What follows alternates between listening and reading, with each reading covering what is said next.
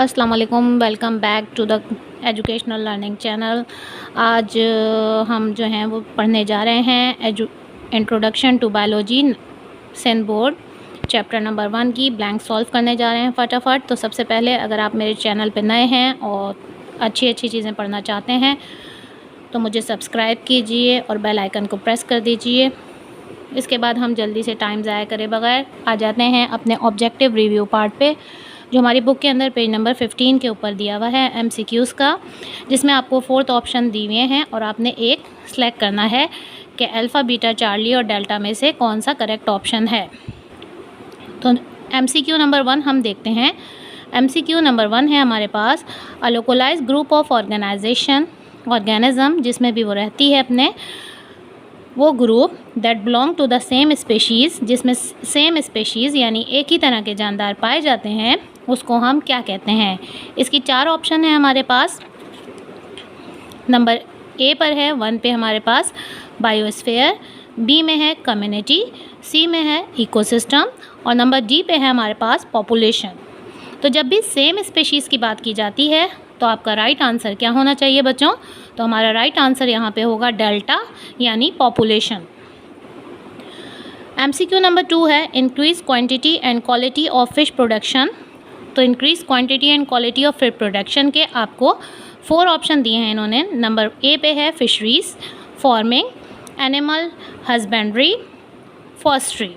तो right answer हमारे पास है alpha, fisheries. Study of remote past organic life with the help of fossils. तो फॉसल्स की स्टडी क्या कहलाती है आप सबको पता है, लेकिन यहाँ पे हम पहले ऑप्शन देख लेते हैं। तो हमारे पास जो 4 ऑप्शन है उसमें अल्फ़ा पे है हमारे पास एंटोमोलॉजी, बी पे है प्लांटियोलॉजी, टैक्सोनॉमी एंड हिस्टोलॉजी और राइट आंसर है हमारे पास ऑप्शन नंबर बी प्लांटियोलॉजी, क्योंकि फॉसल्स की रिमोट स्टडी की बात की जा रही है। Law and techniques of physics and applying to explain the living process of life. तो इसमें आपको लॉ और टेक्निक जो बताए जाते हैं, जो अप्लाई किए जाते हैं किसी भी लिविंग प्रोसेस लाइफ के ऊपर। तो जब भी फिज़िक्स और लाइफ 2 चीज़ों की एक साथ बात हो रही है तो बायोज मीन्स लाइफ होता है और फिज़िक्स उस पर अप्लाई की जा रही है। तो ये स्टडी आपके पास 4 ऑप्शन में से करेक्ट आंसर है सी, बायोफिज़िक्स।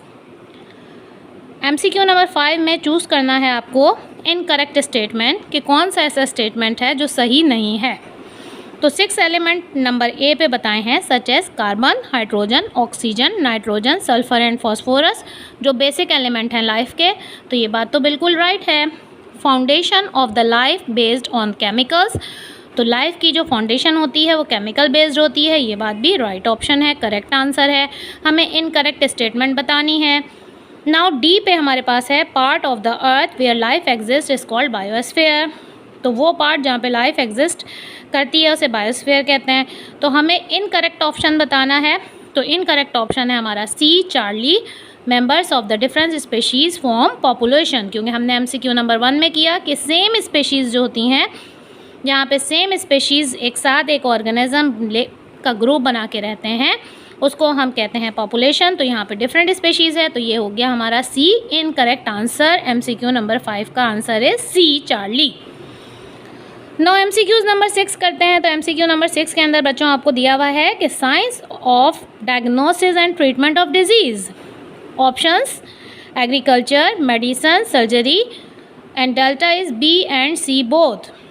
तो बी और सी बोथ कहा है, तो बी और सी में क्या क्या चीज़ आ रही है आपके पास? मेडिसन और सर्जरी।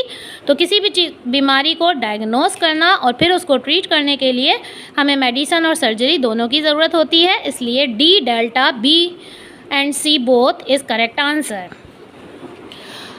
नाउ MCQ नंबर 7 पे आते हैं बच्चों जल्दी से। तो MCQ नंबर 7 सॉल्व कर लीजिए। यहाँ पे हमें बताया हुआ है कि similar cell combine together to form. तो जब भी जो है वो एक जैसे, सिमिलर मीन्स सेम, एक जैसे सेल जब आपस में मिलते हैं तो क्या चीज़ बनाते हैं? Option number A organ, option B system, option C is tissue and option D is body. तो जब भी बहुत सिमिलर सेल्स मिलते हैं तो सेल से क्या चीज़ बनती है आपको पता है? टिश्यू।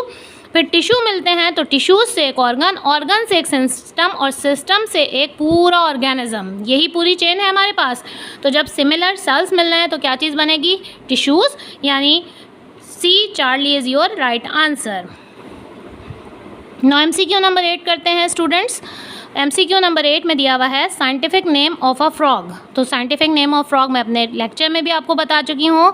यहाँ पे जो ऑप्शंस दी हैं उसमें राइट आंसर है बी, रैनाटिग्रीना। नाउ MCQ नंबर 9 करते हैं, select the correct sequence of biological organization. तो बायोलॉजिकल ऑर्गेनाइजेशन का जो करेक्ट सीक्वेंस है वो 4 ऑप्शन में से आपके पास सी है, यानी पहले एटम, फिर molecule, then cell, then tissue, then organ. MCQ number 10 की बात करें तो MCQ नंबर 10 में हमारे पास है Volvox is a polyphyletic genus of. तो किस चीज़ की जीन है ये, मैंने आपको बताया था कि ये एल्गाए होते हैं, तो ये ग्रीन एल्गाए हैं। Alpha is your correct answer.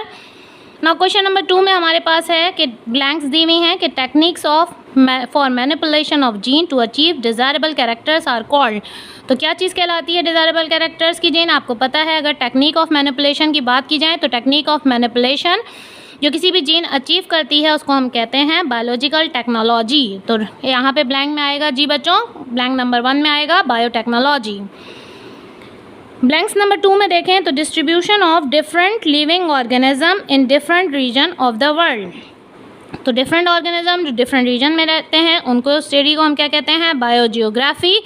तो नंबर 2 में आएगा आपके पास बायोजियोग्राफी।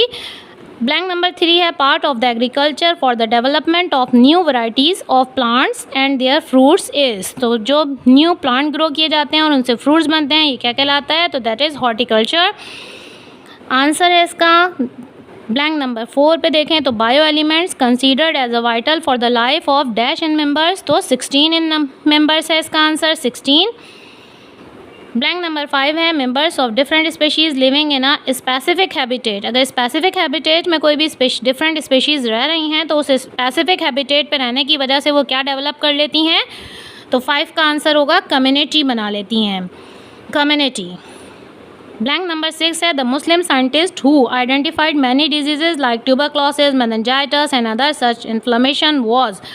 तो ये सारी जितनी भी डिजीज़ है हमारे पास, ट्यूबरक्लोसिस हो, मेनिंजाइटिस हो, इन्फ्लेमेशन हो, तो इसको जितनी भी थी इनको किसने आइडेंटिफाई किया था, तो इनको आइडेंटिफाई किया था अबू अली सीना ने। तो राइट इसमें आंसर आएगा अबू अली सीना। fill in the blanks number 7 part of the earth where life exist is called biosphere. ये भी हम अभी MCQ में डिस्कस कर चुके हैं, जहाँ लाइफ पाई जाती है उस जगह को कहते हैं bio. Bio means life, sphere माने रहने की जगह, प्लेस, एग्जिस्ट करना। ब्लैंक नंबर 8 में है foundation of life is based on. तो फाउंडेशन ऑफ लाइफ बेस करती है 6 केमिकल्स पे, अभी हमने पढ़ा, तो वो हमारे पास केमिकल्स आ गए। Fish is one of the best source of. तो फिश से हमें क्या चीज़ मिलती है, ये हम अपनी प्री प्राइमरी से पढ़ते आ रहे हैं। Fish is a best source of protein.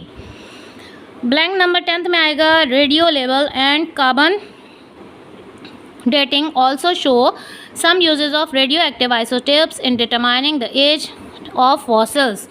तो जो भी ये चीज़ें इस्तेमाल की जाती हैं वो किसके लिए यूज़ की जाती हैं, रेडियो एक्टिव के लिए, आइसोटोप्स के लिए, तो वो फॉसिल्स की एज पता करने के लिए यूज़ किया जाता है कार्बन डेटिंग प्रोसेस। तो कार्बन डेटिंग प्रोसेस जहाँ पे भी आएगा आप समझ जाएंगे फॉसिल्स की एज फाइंड करने के लिए है, तो यहाँ पर आ जाएगा एज ऑफ द फॉसिल्स। तो ये थे आपके पास चैप्टर नंबर 1 क्लास 9 के MCQs। इसको जल्दी से सॉल्व कर लीजिए, समझ लीजिए और याद कर लीजिए। और अगर मेरे चैनल को सब्सक्राइब नहीं किया तो प्लीज़ सब्सक्राइब कर दीजिए। Thanks for the support, thank you.